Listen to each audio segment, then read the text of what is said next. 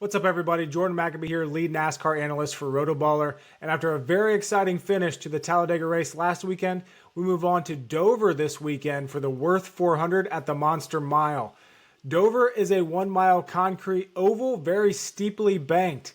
So we're looking at other steep bank tracks this weekend when pulling in comparative data, comparative tracks.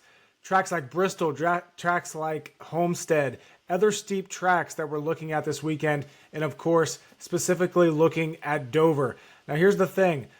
Hendrick Motorsports, Joe Gibbs Racing, they should be the favorites. They are the favorites heading into this race weekend, and it's going to take a lot for any of those drivers to get beat at Dover this weekend. So we'll go ahead and take a look at some of the favorites heading in to the Wurth 400 race weekend. Kyle Larson, the number one favorite on the betting board this weekend. He's at plus 550. He had an absolute rocket ship in this race last season, and the problem is he got caught up in a wreck between Ross Chastain and Brennan Poole, where Chastain was coming in the corner. Brennan Poole was a little bit slower, and Chastain ended up wrecking him. Kyle Larson was on the outside, flying through the field, ended up getting caught in it. We did not quite see what Larson could do with that number 5 Chevrolet last year, but if they bring that same race car, that same type of speed to the race this weekend, he's absolutely going to be the favorite. Early sportsbooks have Larson rightfully as the favorite heading into this Wurth 400 race weekend. He's finished 6th or better in 4 of the last 5 Dover races. Like I said, Hendrick Motorsports very strong here overall, and we're going to talk about all 4 of those guys here for a little bit. William Byron's at plus 850 odds heading into the race weekend. He led 193 of the 400 laps here at Dover last season. He's finished 4th in 3 of the last 4 Dover starts. With the way that 24 team is running this year, definitely going to be a contender this weekend at Dover. Chase Elliott, he won here in 2022. He's at 12-1 to win this weekend. Top 5 in 9 of his 13 career starts here at Dover. Chase should be a contender this weekend. It's been a while since we've called him a true contender, but Dover is a great racetrack for him. Hendrick, very good here, and he obviously just won at Texas a few weeks ago. So keep an eye on Chase Elliott this weekend. This could be a race where he legitimately is one of the favorites heading into it, and it doesn't come as a bit of a surprise if he ends up in victory lane. And of course, rounding out the 4 Hendrick Motorsports cars is Alex Bowman. He's sitting at 20-1. I'm kind of liking that value there.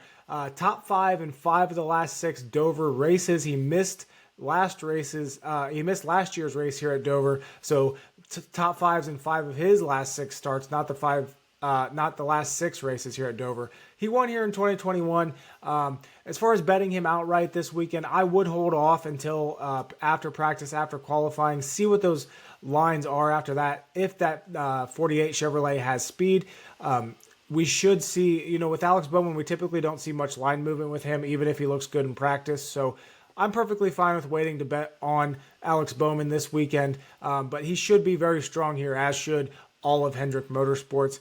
And as I said, Joe Gibbs Racing also very strong here at Dover. Martin Truex Jr. leads the way as far as the favorites among those guys, plus 650. He won here last year. He's finished 1st or 2nd in 5 of his last 7 starts here at Dover. Martin Truex Jr. is definitely going to be a contender this weekend in the Wurth 400. Denny Hamlin, plus 850 on the betting boards this weekend. He won here in 2020. 5th here last year and 7th or better in 6 of his last 9 starts here at Dover. Denny Hamlin should be strong here this weekend as well. Christopher Bell is sitting at 12-1 on the betting boards. This really isn't a great track for him, but he's pretty good here. 6th and 4th in the 2 races here in the next-gen car. I will note that his average running position is only 11th best over those 2 races, so it's not like he's out here dominating, but he's getting the finishes. So keep an eye on Christopher Bell this weekend. Definitely like the other 2 Joe Gibbs Racing cars and the Hendrick guys a little bit more than Bell, but Bell should be a solid top 10 contender this weekend at the Monster Mile. And then you can't forget about Ty Gibbs. We haven't really talked about him a lot these last few weeks. He's kind of, coming back down to earth a little bit. He's sitting at 16-1. This was one of his better races in 2023 when he started 24th, finished 13th. This could be a week where we're talking about Ty Gibbs again after practice, after qualifying. So keep an eye on him this weekend. As I said, chances are the winner for this race is going to come out of either the Hendrick Motorsports or the Joe Gibbs Racing camp, but we could see someone spoil it. I think the favorite outside of Hendrick, outside of Gibbs, it has to be Ross Chastain and that Trackhouse Racing team. He's sitting at 8-1. He has the best average running position at Dover in this next-gen car. Second and third in the last 2 races here, and he's led a combined 184 laps in those races. Keep an eye on Ross Chastain. This is a very good racetrack for him. He should be very strong this weekend. Now, those are the favorites. Those are the guys that I could see definitely winning this race. I think it's going to come from, those guys that we just talked about. But this is also a track, Dover's a track that some of the mid-tier guys could come up and, have a good run. One guy to keep an eye on, Ricky Stenhouse Jr. He's been very good here in the next-gen car, 15th and 2nd when it comes to finishes in those 2 races. 10th best average running position, which is really good for Stenhouse. He struggled here recently in the season overall, but you have to remember that we just went through a stretch where we were using the short track package. That could be a factor here. If Stenhouse returns to form and the JTG team does not have an issue with speed in this in the intermediate package, Stenhouse definitely a very good sleeper this weekend for a potential top 10 finish. As is Josh Berry. He finished 10th here last season. He was driving that 48 car in relief of Alex Bowman. So he got a little boost there on speed, but he's very strong. He's been very strong here at Dover in the lower series. Keep an eye on Josh Berry this weekend. And if you want to dig even deeper to a deep sleeper, look at Corey LaJoie. 14th and 18th in the 2 next-gen races here. LaJoie could definitely show some speed. He showed speed at Las Vegas this year, as did his teammate Carson Hocevar, who's another guy to potentially keep an eye on for this Wurth 400 race weekend.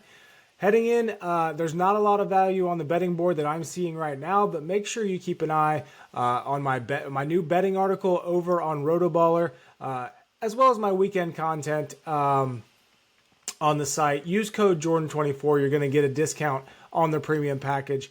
Profit of over 30 units since Phoenix on the betting boards, plus 7.5 approximately units at Talladega last weekend. The bets are on fire. We're making money. Join in. It's fun. NASCAR, betting on NASCAR is fun. Watching these races is fun. Enjoy this race weekend at Dover, the Wurth 400, and we'll talk to you next weekend when we go over Kansas.